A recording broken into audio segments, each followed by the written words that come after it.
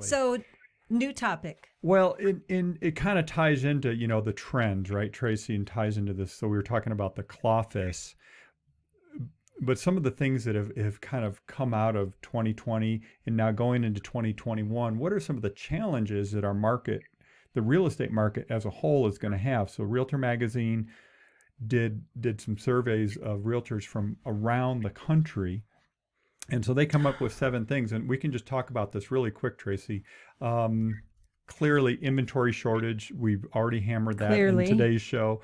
Again, it's everywhere. The number of homes on the market is much lower than what we would like to see.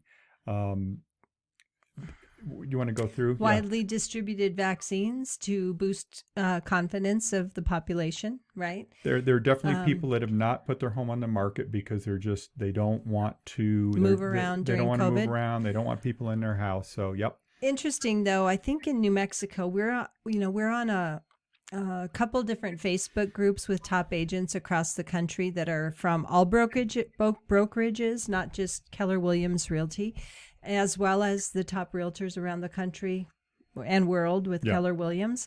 And it seems like here in New Mexico, a lot of people are getting vaccinations, and in other states, they don't even have a registry yet. They don't even have a place to get in line. Whereas we do. It sort of feels like we know a lot of people around us that have already had their first shot, and some their second this week. So maybe we're ahead of the curve on getting those.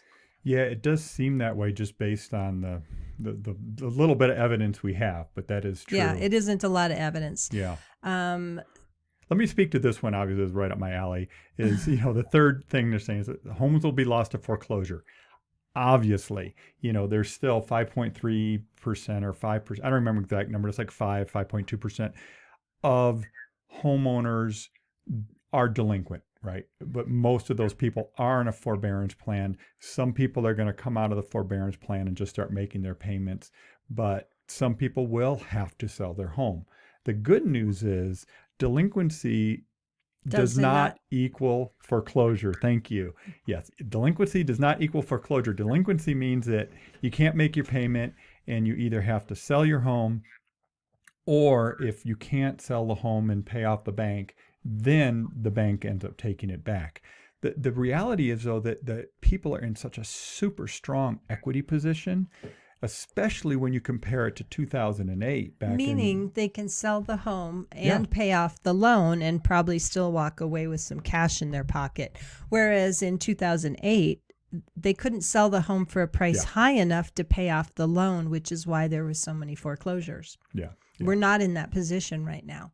The fourth thing that people are talking about are interest rates. We talked about that briefly. There's no indication that interest rates are going to get pushed up any substantial. Even if they went up a point, right, it would make a difference It'd make in a buyers' difference, yeah. ability to buy, but they're still exceptionally low when you look at the history of 50 years of interest rates for residential real estate.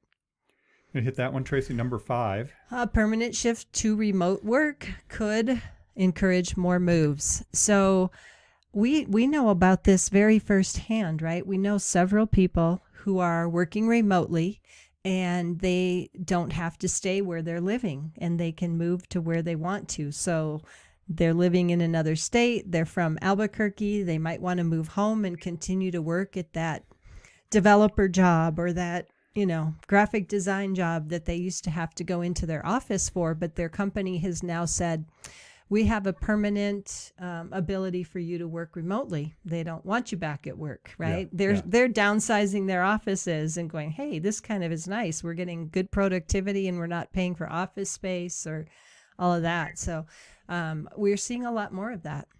Yeah, there's no doubt that's going to continue. There's definitely going to be a shift in the work from home idea. So yeah, the sixth one on this list here, and again, we're going through the list of some, what survey of real estate agents, some of the biggest housing issues, 7 of the biggest housing issues. So number 6 is that surges in the virus. If we see surges in the virus again, that for the most part, let me say it this way, people are over it.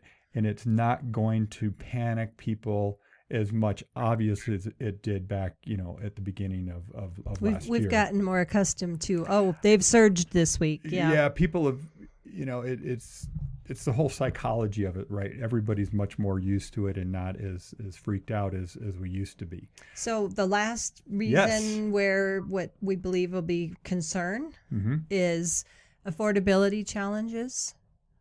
And that persists because house prices are going up. Although if we can keep interest rates low, you can afford more house with a lower interest rate. So let me just say that when we talk about affordability, okay, we're talking nationally. However, if we look at Albuquerque, we are much more affordable than most any other southwestern city. We really Maybe are. El Paso is more affordable. But Tucson's more, Phoenix area's more, Colorado Springs. I mean, all these cities. A lot of I think San Antonio is very similar, but San Antonio has much higher property taxes. So it's our affordability here. I think we're in a good place, even though home prices went up somewhere 8 to 10% is what it's looking like last year. We're still in a really good place compared to other markets. Absolutely.